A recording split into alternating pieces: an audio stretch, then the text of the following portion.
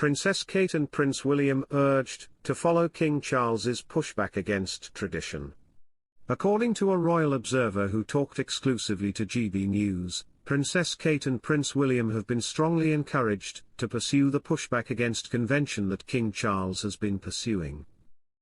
Williams and Kate do not have a permanent residence in Wales, in contrast to the King, who would remain at the Llwynywermod estate whenever he travelled to Wales in his capacity as Prince of Wales.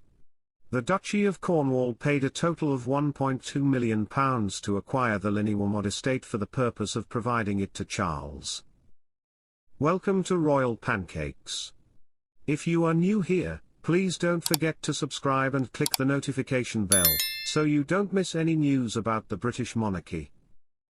It is a former coach house that has 3 bedrooms and is located on the grounds of a mansion that has been abandoned. It has a view of a country park that was established in the 18th century and contains 40 acres of woodland.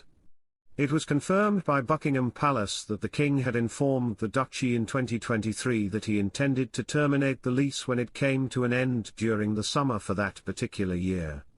The King continued to make payments on Llwynywermod even after the Duchy of Cornwall was transferred to Prince William as a result of his father's coronation.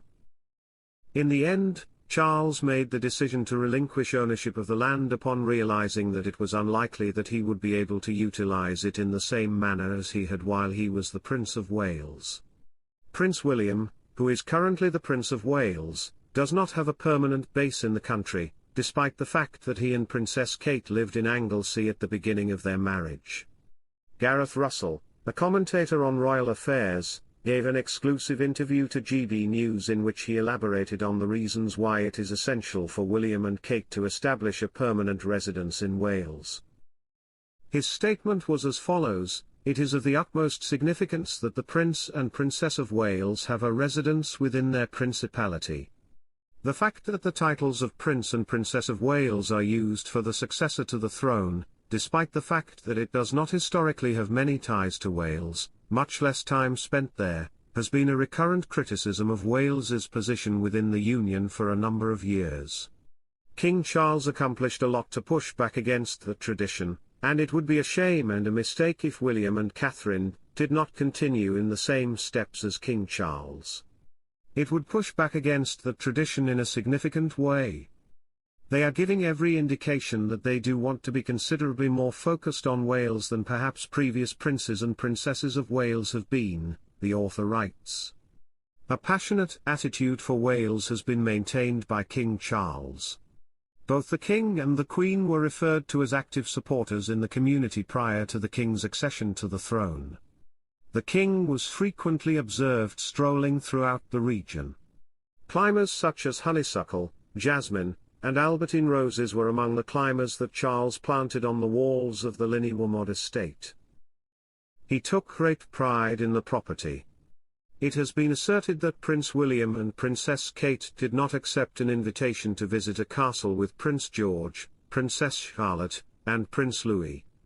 In the midst of her vacation on the Balmoral estate, the Princess of Wales was captured on camera attending worship at Crathy Kirk over the past weekend. When Kate arrived for church, she appeared to be in a good mood. Prince William drove her there in a classic Land Rover Defender. She accessorized her look with gold drop earrings and a brown fedora hat by Hicks & Brown. Her trench coat was manufactured by Holland Cooper and was beige in color. She disclosed that she had been diagnosed with cancer in March, and ever since then, she has been absent from the majority of her official responsibilities. Over the past few weeks, Kate and William have been spending their time at Balmoral, which is a long-standing tradition for the royal family, who travel to Scotland during the summer months. According to stories in Tatler, William and Kate did not stay in the 52-bedroom castle, like the rest of the family did. Instead, they stayed in their own cottage, which was located in a remote area on the estate that encompassed 5,000 acres. Tamnar Gar is a modest and uncomplicated structure that was presented to the Prince of Wales by the Queen Mother shortly before she passed away in the year 2002. The cottage, which is made up of 3 bedrooms and was constructed in the traditional form of Scottish lodges, is cloaked in mystery, and very few images have been made available to the general public. When contrasted with the couple's other homes, Tamnagar is a fairly modest dwelling. This property does not possess the same level of splendor as Anmer Hall or Adelaide Cottage, which is the pink house that they have located next to Windsor Castle. Nevertheless, it is one of the most unique residences that the Waleses own. With the beginning of her relationship with William in the year 2001, Kate has been a frequent visitor to Tamnagar. According to reports, the pair would sneak away to the cottage in order to avoid being photographed by the paparazzi while they were students at St Andrews University. Some of the most joyful moments that William and Kate have shared together are said to have taken place at Tamnagar, as stated by reliable sources. The location of Tamnagar is unknown, however it is stated that it is in close proximity to Birkhall, which is the residence of the king and is situated on the bank of the River Mick. Even though Charles has the potential to relocate to Balmoral, he and Camilla are very interested in keeping Birkhall as their principal property in Scotland regardless of the possibility. After going through a challenging year, William and Kate were able to take stock of their situation during this summer. William reportedly stated in an interview with Country Life that a significant part of him would always be in Scotland. He went on to say that his family has deep links there, and that Scotland was such a joyful part of his youth and upbringing. It is already common knowledge that Scotland holds a special place in both of our hearts, and George, Charlotte, and Louis are beginning to create their own joyful memories here as well. When it comes to selecting a school for Prince George, Princess Kate and Prince William have been dealt a severe blow. The clock is ticking on the decision-making process. In spite of the fact that George turned 11 earlier this summer, he will not be able to leave his current prep school in Berkshire until he turns 13 years old.